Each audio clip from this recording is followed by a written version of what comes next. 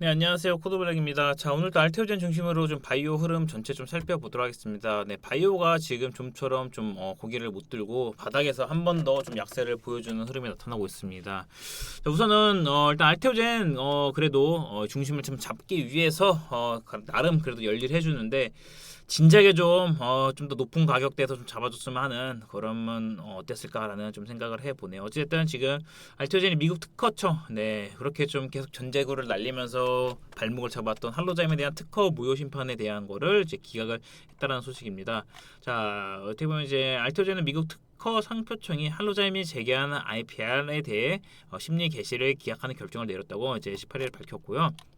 이에 따라서 지금 IPR 해당 IPR은 이제 알테오젠이 미국 특허 제 112만 이제 16385 제조합 히알루로니다제 제조 방법 특허에 대해 할로자임이 지난해 12월 제기한 절차로 알테오젠과 할로자임은 피하주사 제형 변경 플랫폼 기술 특허를 두고 분쟁 중에 있는데 어쨌든 이렇게 진행하는 부분 그러니까 할로자임이 심판 대상 청구 중 어느 하나에 대해서도 합리적인 승소 가능성을 입증하지 못했다라고 판단하면서 IPR 절차 개시를 기각한다고 이제 말했습니다.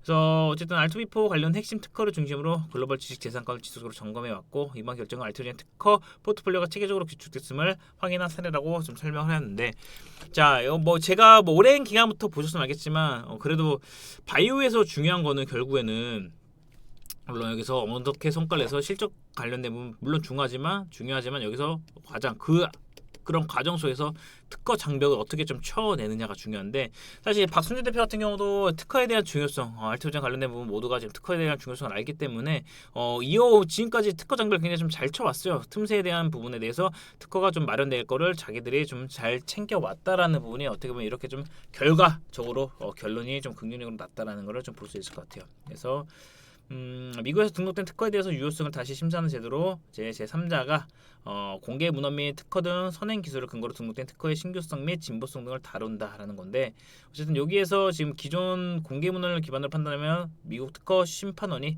합리적 승소 가능성이 있다고 판단하는 경우에만 본인 심리가 개시된다라는 건데 어쨌든 그게 무효 기각 처리했다라는 것은 굉장히 좀 긍정적으로 볼 수 있을 것 같고 지난번에서 말씀드렸듯이 이렇게 지금 알테오젠 관련된 부분 어쨌든 엄민영 연구위원님이 관련돼서 좀 작성해 주셨던 리포트 요것도 한번 제가 텔레그램 통해서 공유해 드리고 있으니까 한번 좀 참고를 해주시면 될 것 같아요. 그래서 이제는 우리가 좀 중요한 거는 결국에는 추가적으로 현재 진행되고 있는 부분에 대해서 어떻게 봐야 되겠죠.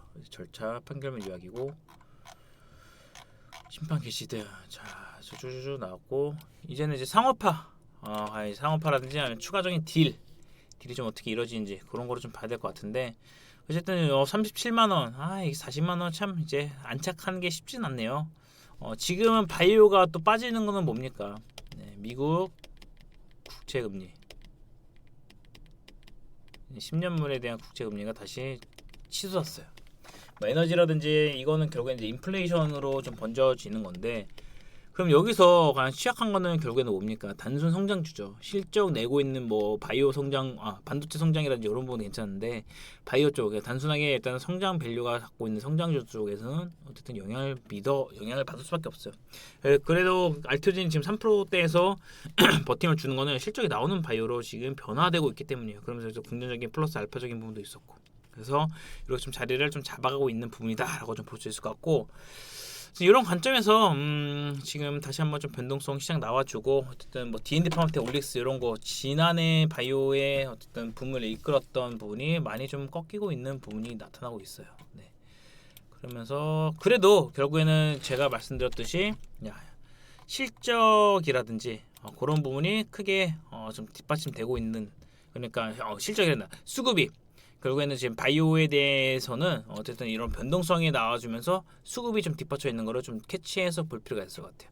이렇게 하락에도 불구하고 이렇게 수급이 좀 빠지지 않나요? G2 바이오 같은 경우도 좀 긍정적인 부분으로 좀 볼 수 있을 것 같고 지금 알테오젠 같은 경우도 어쨌든 최근 다시 이제 바닥권에 대한 수급은 좀 들어오고 있는 부분이 확인되고 있습니다. 그래서 37만 요 가격대를 빨리 좀 소화를 해서 좀 가야 되는 부분. 그러니까 이제 뭐 앞으로 나올 우려보다는 모멘텀 기대할 수 있는 모멘텀이 더 많기 때문에 그 부분에 좀 포커스를 맞춰서 이제 알테오젠은 좀 더 장기적으로 좀 끌고 갈 필요가 있을 것 같아요. 네. 그래서 당장 뭐 하루 이틀 단기적으로 뭔가 지금에 대한 변동성에서 좀 기술적인 부분으로 활용하고자라고 한다면은 반도체가 맞고요. 네, 이거 좀 긴 호흡으로 요거 뭐 한 종목 바이오는 그래도 한 종목은 갖고 가야 되지 않냐라는 관점을 봤을 때는 사실 어떤 다른 변동성 큰 것보다는 지금 알테오젠 바닥권에서 좀 모아가는 그런 전략이 좀 더 나을 수 있다라는 걸 말씀드리니까 이렇게 좀 활용을 해주시면 될 것 같아요. 네, 그래서 뭐 바이오 관점 물론 뭐 같이 가장 아쉬웠던 거는 그거죠. 사실 이전까지는 반도체 관련된 부분 해가지고 같이 올랐어. 막 아니, 막 얘네들은 올랐어. 그러니까 올랐으니까 뭐 지금 빠진다라는 거는 이해가 되잖아요. 근데 바이오 같은 경우는 안 올랐단 말이에요. 안 올랐어. 근데 빠진다. 그렇죠. 여기서 좀 더 그죠. 그게 바닥권에서 한 번 더 이탈하면서 자리 잡고 좀 또 다시 한번 돌릴 가능성이 높아요. 그래서 이렇게 좀 보는 관점으로 그래서 여기에서 좀 바이오는 좀 추려서 갈 필요가 있을 것 같아요. 그래서 그 추림에 대한 거를 계속적으로 제가 알테오제 말씀드리면서 좀 추려가면서 안내 드리고 있으니까 결국에는 수급 살아있고 플랫폼 물론 여기서 좀 실적 나오는 바이오는 거의 지금 알테오제 말고는 거의 뭐 마이스톤 말고는 없잖아요 사실상. 그래서 그런 관점으로 같이 좀 봐주시면 될 것 같아요. 네, 그럼 오늘 여기서